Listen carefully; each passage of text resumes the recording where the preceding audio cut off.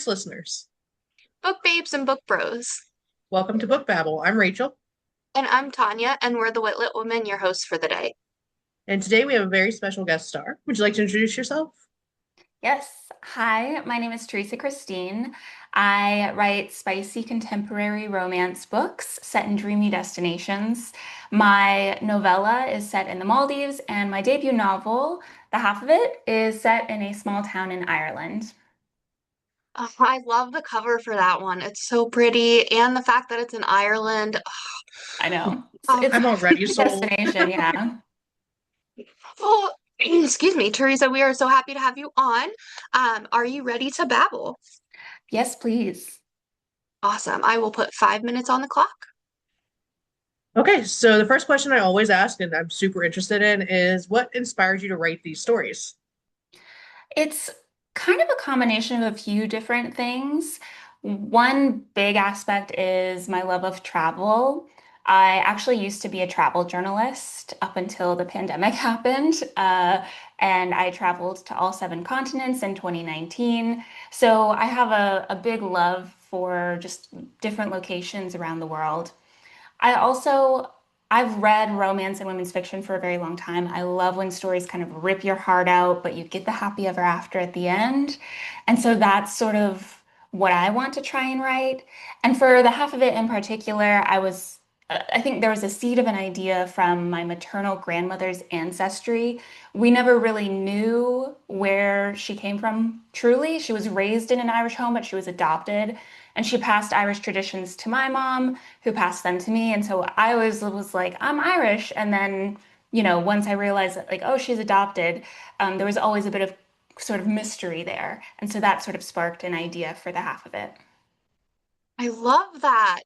Now, this was totally out there, but what kind of Irish traditions did they pass down?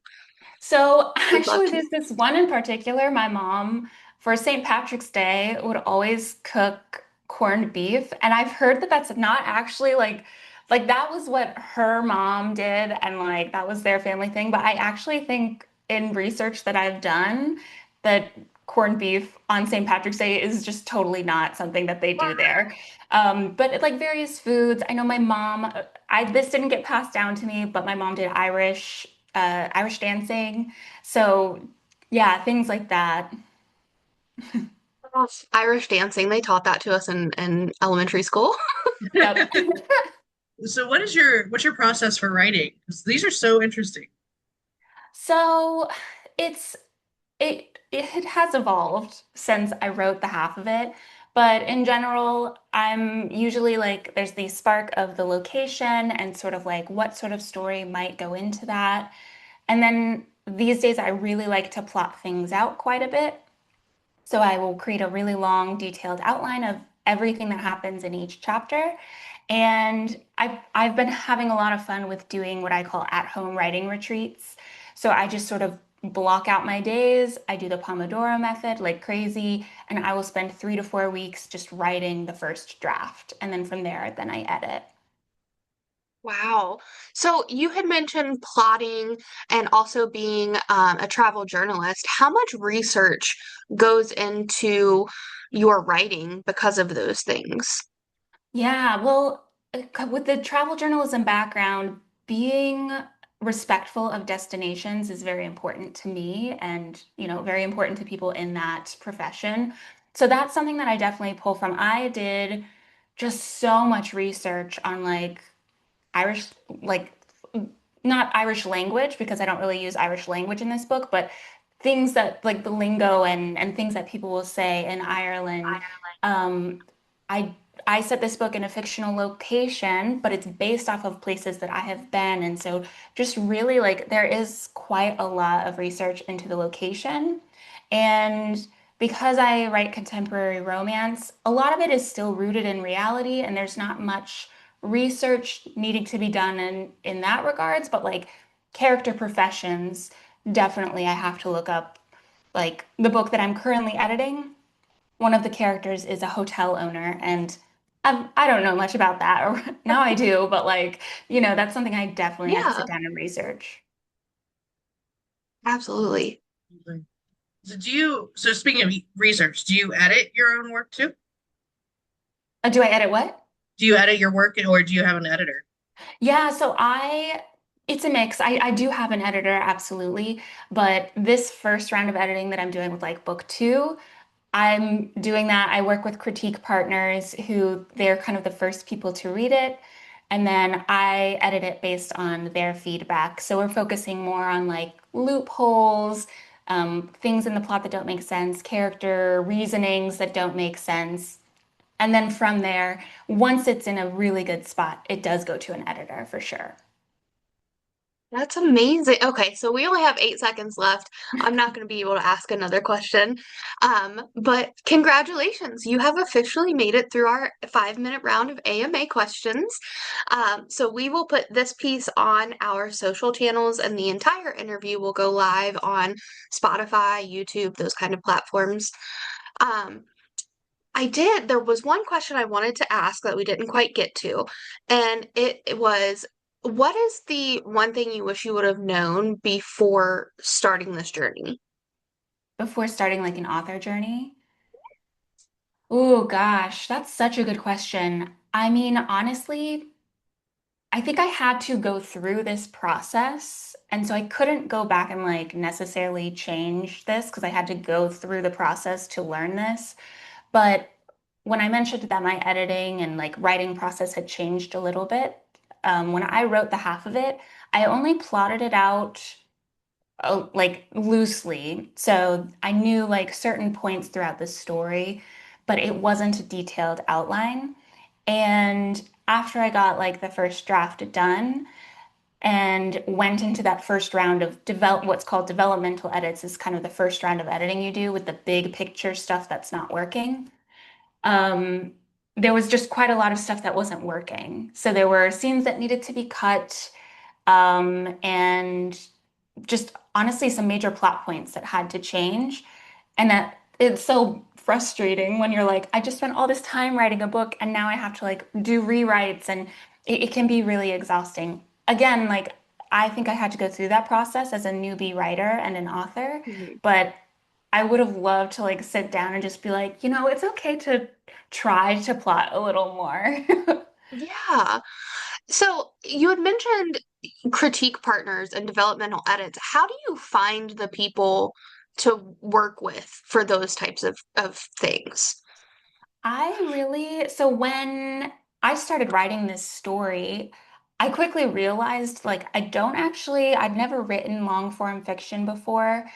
And after a couple of weeks of starting to write, I was like, I need help. So I signed up for a couple of classes through UCLA Extension. And that was that was such a great choice for myself, like not ever having any formal writing training. I learned a lot about just how do you make a book and like what are the parts that are really important and when can you break the rules. And my instructor, Jeannie DeVita, she is just incredible. She was running the classes. That's how I met my critique partners. One of them was in one of the classes I took. Another critique partner I met through Jeannie, who was teaching those classes. And then Jeannie actually recommended my editor to me. And so that was just like, I knew that I could trust this person and felt good about hiring them. My editor is Stephanie Fung. She is just amazing. That's incredible. I feel like the writing community is so close knit, especially for indies, that if you need resources, if you need help, like you can reach out and find it from almost anybody, and then they'll connect you with their people who connect you with their people, and I don't know, it's such a strong community. I love it. Yeah, everybody thrives when we're all helping each other, you know? Yeah, absolutely. Rachel, would you like to?